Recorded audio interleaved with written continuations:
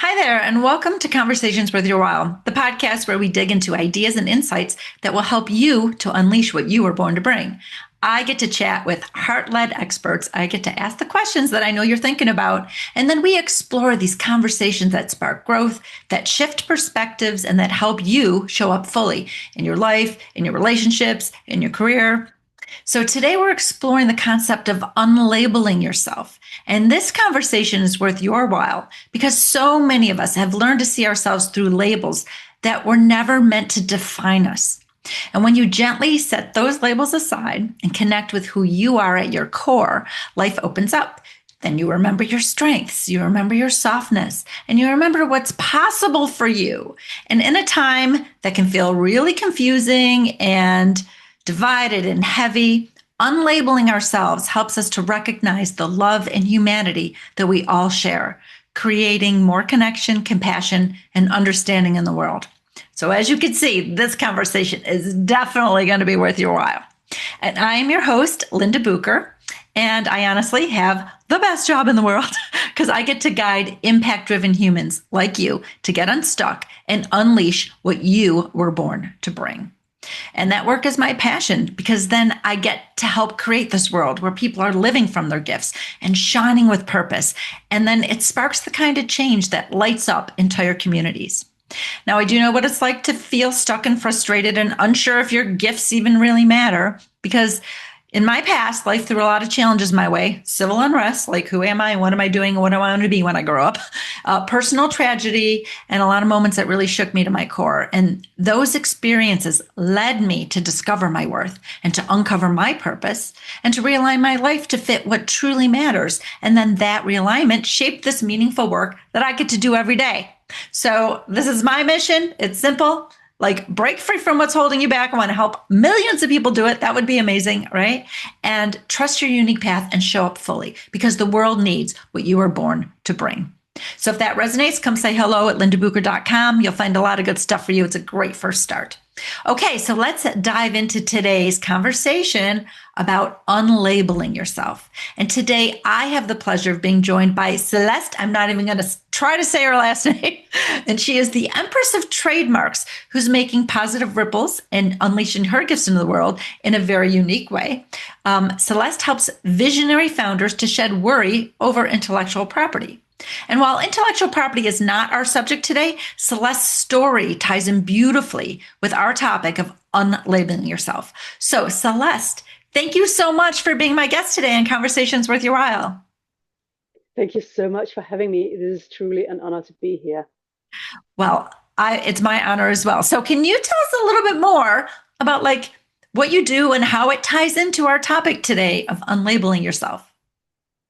So when I was a child, I didn't enjoy school and I didn't understand why. And I was actually declared unfit for higher education. I did go through not the traditional way. It was meandering. Unfortunately for me in Denmark, you can do that. You can meander along the way. And so I actually did manage to get myself a master's degree in law without realizing about either that I experienced life with dyslexia or dyscalculia. Those are two really, really big labels.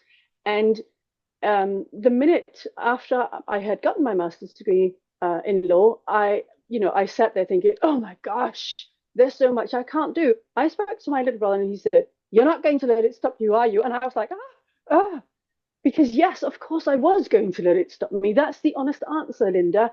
And if I had done that, I wouldn't be here now talking to you. That's really interesting. So it segues beautifully into our talk today because you went all the way through to get a master's in law, and then you discovered the actual labels of why you had had learning difficulties throughout your lifetime. And then once you said, oh, wow, I have dyslexia, no wonder, right? But now it becomes something about you, right?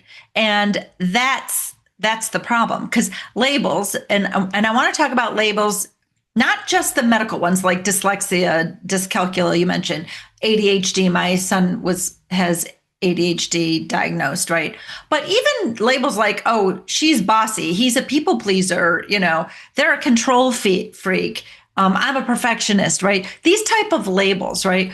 We don't even realize how much they shape our behavior, how much they shape our confidence, and how much they shut down possibility. We just accept it and say like, well, that's how I am, right? And if we stop for a moment and think about it, it really isn't who we are. And words like, oh, you're so bossy, if people would actually stop and think about what is it actually that they mean, it might be that that person, for instance, if it's a girl or a woman, she might not actually be bossy. Maybe she is just being, what's it called? Oh, what is that word? It's got out of my brain right now. Assertive was the word I was looking for. She might actually just be assertive instead of bossy. And she might actually know that by saying things a certain way, she will lead the situation forward and not stay stuck. Mm. Right. So if you know if you're being labeled as bossy yourself, then now you're starting to second guess yourself, right? Like, Yeah, what am I bossy? Am I walking all over people? And then you might pull so far back where you're no longer honoring your own boundaries, where you're no yes, longer speaking your mind, right? So a label like bossy or like any of these labels we're talking about can really prevent you from moving forward. So they create boundaries. That's what they do. They create boundaries of possibility, boundaries of they keep you fenced in. Let's put it that way. They keep you fenced in. Um, yeah, so yeah. it's That's a really good expression. Fenced in, and the fence is only in here. It's not like a fence around your property or the fence that your horses are jumping. It's all in the mind. And if we remember to strip all of these labels away and unlabel ourselves, then we return to the core of us. And that fact is that we are platinum specks of divine brilliance, all of us. And even further down is that we're pure love. And what would happen if we all remember that we're pure love? Maybe we would stop using labels like, oh, you're so bossy, you're a people pleaser, you are a perfectionist. Maybe we would start seeing each other as our true brilliance, as these beautiful beings that we actually are, pure love. Wouldn't right. that be fabulous? It would be fabulous. And it's not just seeing yourself that way. Um, No, it's all of us. you would see other people in the light Yeah. that they truly are, right? The truth instead of that label. So if we could get beyond labels, and a lot of the reasons that we label other people is judgments, and it's called projection in the psychology world. Mm-hmm. We're making judgments about other people, which are really, if we're truthful about it, are judgments we're making about ourselves. So Mm-hmm. we got to, whenever we judge someone or we call them a label, we got to think about, wait, how am I that label? Right. And that helps us to be introspective. So it's actually an opportunity. You don't just, you can, yeah, it'd be beautiful. We just cut it off when it was happening. But when it does happen, in addition to that, to say, wow, I wonder why I'm giving him that label. And Mm. what do I need to know about myself? How does that open up something that I can look, within to understand a little bit more about myself? Because the more we understand about ourselves and the more we understand the labels we're even putting ourselves and the judgments we have of ourselves, the more we can release that and then show up in that truth of that love and light that we truly are. Exactly. Yes, that is so beautifully put. And again, this whole thing of remembering, and also something. No, I'm not going to say that right now, but it's so important to remember that when we came here, as newborn babies, there were no labels attached to us anywhere. So that's why it's so important to think back to, okay, well, what were we back then? Yes, we were newborn. We didn't have speech yet. We were communicating energetically, and we were being understood. Maybe we would cry, maybe we would laugh, and it's all about taking a moment, taking a deep breath, grounding ourselves into that and thinking, wow, what was I really when I was born? I was platinum speck of divine brilliance. I was pure love. What would happen if I came back to that? How would I, what kind of ripple, what kind of splash would I make in the world?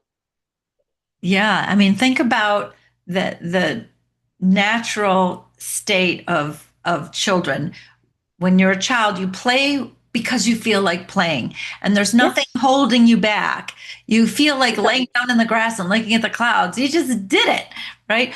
You weren't worried about what are they gonna think of me that I'm laying on the grass looking at the clouds, right? Or that this is not the time to do that. Why isn't it the time to do that, right? We put a lot of confines on ourselves, and what that is, that's called the social self. So we have two parts of Mm, ourselves. We have the essential self and the social self. Our essential self is that essence of us. That comes out so beautifully when we're children. It basically runs the roost. That's who's in charge, is our essential self when we're children. And then we learn the ways to be socially acceptable. And that's when our social self um, starts to emerge, learning the rules from the other adults, from the adults around us. And as we learn the rules, we want to be socially acceptable, right? Because we want to belong. And so hmm we tend to let our social self rule from, maybe late childhood into adolescence, and certainly as adults. And we're so far away from that essential self, that essence of us, because so now we're out of balance. So now it's like we got this race car and we're moving all over the place with our race car, but we have not turned on our GPS, which is our essential self. So like what in my work, I'm always helping people to rebalance, because you want to have your social self and your essential self having, like, working as partners, working together. So you have your hmm GPS on and your race car going all at the same time. You know where you're going, you know how to get there, you know what you got to do. You still give yourself this grace to be able to go by feel in authenticity and know your truth, that you are true light. But you also recognize when there's a time and a place socially, so you don't get yourself in social trouble, right? So that's really where we need to get back to. um, Yeah, that's a recalibration, and it can be confusing, and it can be difficult, and all this conditioning by our parents, by society, by school, and then all of those labels that get stuck onto us, and we're like, oh my goodness, who am I really? So it takes some recalibration, as I mentioned before, and you know coming back to the core of I am, and yeah. Mm. So here's a question I want to throw out to our audience. If you never had a label, what might you be doing that you're not doing now? What might you be able to do? What might you stop second guessing? How might your confidence shift? Like, what would be different if your brain could not comprehend any label you've ever heard or thought about yourself? I will call that a little journal question. I think that's something to like think through and journal, or maybe think about as you're taking your walk today or whatever you're doing. Because Celeste so beautifully shared that before she knew the labels of dyslexia and dyscalculia, she navigated in a very meandering way, but nevertheless navigated learning disabilities, at the difficulty of it, and went all the way through to get a master's in law. So Mm. like, imagine if Celeste, if you had been diagnosed at a very young age with dyslexia, and people told you, well, you have a learning disability, right? If they Yeah. told you that, then you're like, well, this is part of who I am. So it becomes part of our identity. And that is very dangerous, because your identity should never be tied to a label or a Mm. career or a relationship or right. Our identities are pure and they are separate. They are that essential self. That's where our identity comes through. Yeah, and it's so important, and also this whole thing of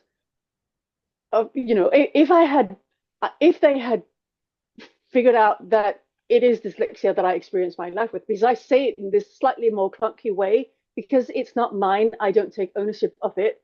Then no, I wouldn't have studied the law, because I would have thought that I wouldn't be able to. And if I had known about the dyscalculia, I did not understand why mathematics was so difficult for me. I didn't understand why I flunked mathematics when I was on, taking different types of education along the way to prepare myself for university. Um, I failed maths. And so flaming what? Who the fame cares about that? It doesn't matter. Mathematics is not for everybody, and that's totally fine. We don't all have to be mathematic geniuses. You know, um, and if I had known about it back then, I wouldn't have I wouldn't have worked in retail. I worked in retail, for crying out loud. I didn't know about the dyscalculia, and so there are so many things that I wouldn't have done, and with the dyslexia, I definitely wouldn't have studied as much as I have. I mean, I started three different things um, before I started studying the law, and all because I was a flaming people pleaser, because my mom was like, "Oh, but shouldn't you do this or shouldn't you do that?" And I was like, "Okay, I'll try that." Not trusting myself, saying, "You want to study the law, my darling? Do it, do it, do it." I was fighting it tooth and nail because I was also suffering from paraparasinitis. I was comparing myself falsely to my older brother and my maternal grandfather. My maternal grandfather, he died very young from cancer. And my older brother had his arm twisted around to study the law. My maternal grandfather, he was a barrister. My older brother, he became a solicitor, and he hated it. He totally hated it. Okay, and if I followed my heart, Linda, and my older brother has always looked at me and said, "Oh, you always follow your heart," as if it was a bad thing. Come on, following your heart is the best thing you can do, honestly. It absolutely is, especially because I mentioned in my little opening remarks, our gifts matter and we are here to give Yes, them to the world. And not only is that important, it's a responsibility that we have. That's yes, why we've been given the gifts we've been given.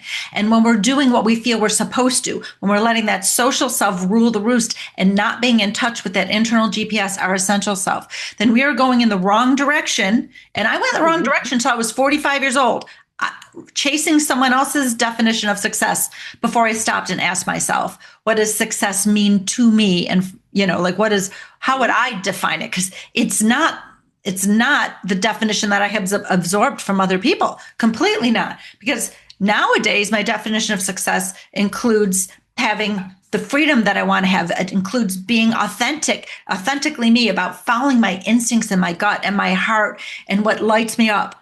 And when we follow this definition of success, having the certain type of life balance and the types of relationships and setting the boundaries, like now I have the most successful life ever. It's beautiful. It's big and Mm. beautiful and rich and full. So this is why we want to follow our heart, and this is why we want to get back to who we are.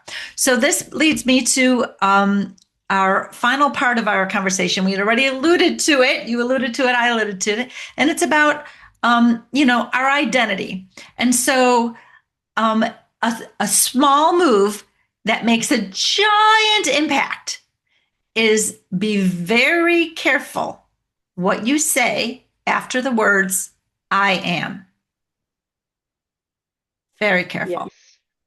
Yes, because when you say "I am da da da da," that thing, or "I have da da da da," that becomes a self-fulfilling prophecy, and you want to ensure that the "I am" statement is empowering you so that you thrive and grow and become this beautiful entity that you are totally meant to be. You are not put on this planet to shrink and be small and fearful and scared. You were put on this planet to shine your light, to be that beam of hope and positivity, and whatever it is that you do. For you, Linda, it was about helping people unleash what they were brought here to bring. For me, it's all about intellectual property, and so our "I am" statements, they need to be empowering of that. So that's why I don't say "I am dyslexic" or "I have dyslexia" or "I am whatever." I say I experience my life with dyslexia. I experience my life with dyscalculia because I'm taking myself away from the equation. I don't take ownership of it. It's not mine. It's my lived experience. Yes. And that's okay because we all have lived experiences like your son. He is not somebody who has ADHD. He experiences his life with it. And it is actually probably his superpower. Oh, And somebody asked me the other day, what is the most surprising thing or gift that dyslexia has given you? It is that vast, deep knowledge and understanding of intellectual property. And if we strip away all of those labels, the dyslexia, the dyscalculia, the bossy, the people pleaser, the perfectionist, then boom, the dam breaks open. And all of that beauty that is within us is unleashed onto the world. And we can be who we were truly meant to be, who we came here to be. And we can finally get to love ourselves because that is an even more important point I want to put across. Because when we start loving ourselves, everything falls into place. 100%. That is how we can show up our best selves for all the people around us. So, in a nutshell, be careful what you say after the words I am, unlabel yourself, and make sure when you're talking about yourself, your statements are empowering instead of limiting. So, this has been a wonderful, wonderful conversation today, Celeste. Thank you so much for being on Conversations Worth Your While. If somebody wants to know more about this work you do in intellectual property, or even just connect with you, like what can they do? Where can we send them? Because I'll put it in the show notes. Yeah, so people might be curious about how they are in relation to trademarks. Trademarks is one of my specialities. I say intellectual property, that's kind of the umbrella, and underneath it you have copyrights, trademarks, patents, and design. And I specialize in copyrights and trademarks. And if people are curious to know where they are in relation to their own trademark ability or trademark readiness, I have a quiz that helps them assess their own trademark readiness score. And that is free, totally free. And they can just go and explore that. And depending on what responses they put in, they instantly get the result and they get an idea and they might get nudged into taking action, or they may step back and say, I'm not ready. And all of that is totally fine. There is no pressure to do anything. It's just a really fun way to learn about where you are in that process. Perfect. Thank you. Well, I'll be sure to put the links for how people can contact you and get that little quiz right in the show notes. Awesome. Thank you. So that's our show. And once again, I'm Linda Bucher on a mission to inspire and impact millions of people to know their worth and unleash their gifts, deliberately creating big, beautiful ripples in the world. So if you're ready to finally get unstuck, get to the next level and get the most out of your life so that you can unleash what you were born to bring, head over to lindabucher.com. It's a great first step. And if this episode sparked something in you, please be sure to like it and subscribe to this podcast and share the episode with someone that you care about. And then come back next week for another honest, uplifting conversation to help you grow. So until next time, make sure that you've made this conversation worth your while by fueling the spark that it ignited.